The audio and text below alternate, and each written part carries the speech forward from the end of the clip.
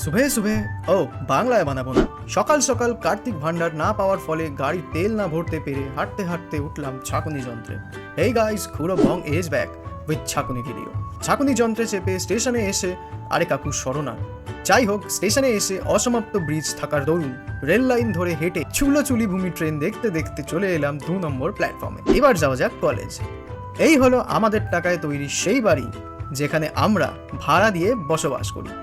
আগে এক সময় এই লিফটেই আমরা ভাড়াটিয়ারা উঠলে সিকিউরিটি কাকু বলতো, তোমরা কি পঙ্গু? তোমাদের জন্য তো সিঁড়ি করা হয়েছে। যাই হোক, চলে এলাম ক্লাসে।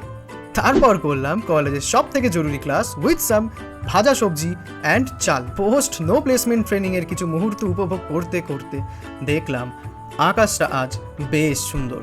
আফটার প্লেসমেন্ট ম্যারেজ পার্টির ব্যবস্থাপনা দেখতে দেখতে স্টেশনে এসে চোখে পড়লো এই অসাধারণ পরিষ্কার আকাশে উড়তে থাকা দেশের পতাকা। বাড়ি এসে রেডি হতে লাগলাম বিয়ে বাড়ির জন্য। Sponsored by Thums Up. Personal বাহন নিয়ে একসাথে সবাই মিলে চললাম বান্ধবীর দাদার বিয়েতে। এই যে আমার 40 মিনিট লেট করা বান্ধবী অঙ্কিতা। অসাধারণ ডেকোরেশনকে পাত্তা না দিয়ে আমরা দুজন চলে গেছিলাম পয়সা উসুল করতে।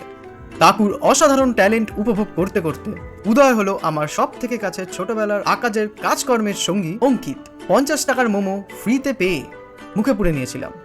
তারপর আর কি, দেখাই যাচ্ছে আমার অবস্থা। আবহাওয়া ঠান্ডা করার জন্য নিয়ে নিলাম লেমনেড।